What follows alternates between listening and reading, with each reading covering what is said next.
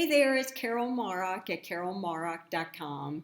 Thank you for joining me at Solo and Smart, my YouTube channel where I offer achievable tips when growing older alone.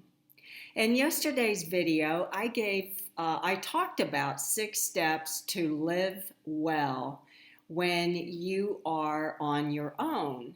And to see that video, I'm going to put the link down below so it will refresh your memory. But I just talked about some of the simple steps to do. It was a very high overview and some of the things that I've always kind of my own personal go-to living well strategies. But you can check out that video down below in the link. Today's video, I wanted to kind of expound on becoming resourceful, because I believe the more resourceful, the more self-reliant we can be, the better we will really improve and make changes to our lives. And I love what Theodore Roosevelt says about becoming resourceful. And he says, do what you can with what you have where you are. Now, don't you agree? Isn't that probably the best way to describe resourcefulness? I think it is. So what are you, becoming or looking for ways to be resourceful really is the driving point for have the ability to find quick and clever ways to overcome an issue, overcome maybe a strategy to maybe overcome a difficulty, for example. And it's about finding solutions to make improvements that one currently has within their life. So resourcefulness brings out the best in each of us from a solution and problem-solving standpoint. And by developing the skill of resourcefulness, we're able to become solution-oriented as opposed to problem-challenged. And I really have changed or work on shifting my own mindset. Instead of looking at problems or finding a challenge and trying to deal with that problem or issue or challenge, I try to shift out of that mindset and start looking for possibilities instead, and looking for opportunities and options. So to me, that's more in line with being resourceful. And I like to think of myself as a resourceful person.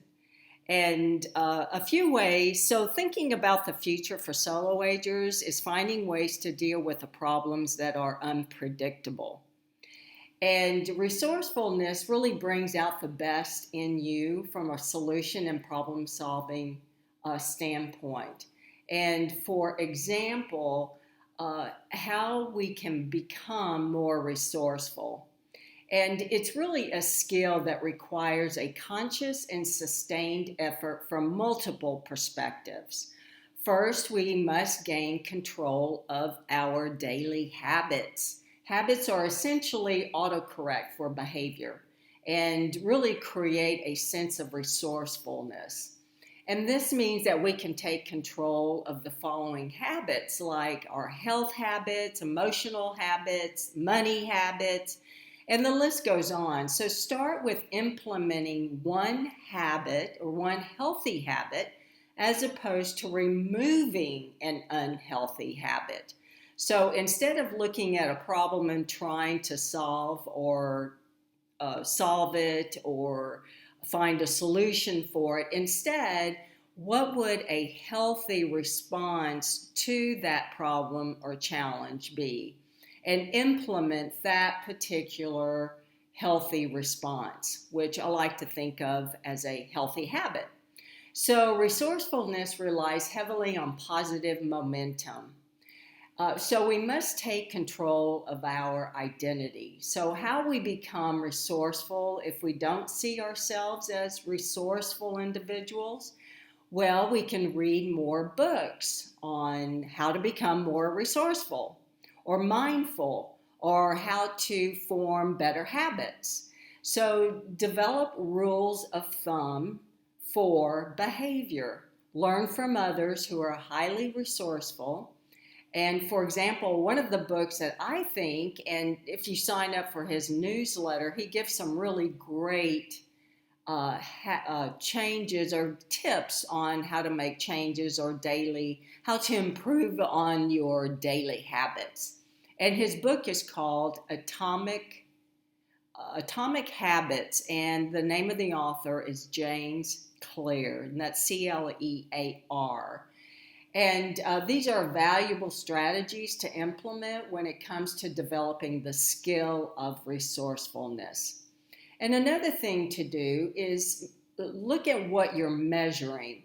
And for example, when you're looking at your budget or looking at your money, create a budget and track the amount of money you spend and where you spend it. And in health, for example, track the kinds of foods that you eat and how many times per week you work out or how many miles you walk in one day, for example. And in relationships, track how many times you reach out to friends and neighbors and think of ways that you can strengthen those overall relationships. So tracking really helps bring about awareness, and awareness allows us to utilize the power of resourcefulness to make a change in any given particular area that we hope to change. So these are a few of the topics that we will discuss in the upcoming Solo Aging Master Group coaching that I have created. And I've put the link below to learn more about it. So check out my Master Group coaching. It really is about coming together as a group of individuals where we get some guided tools that I offer. However, we're more focused on group resourcefulness and helping one another solve our issues, looking for ways to find opportunities and options. Well, thank you for joining me today, and circle back and hopefully where I will have more achievable tips. Thank you.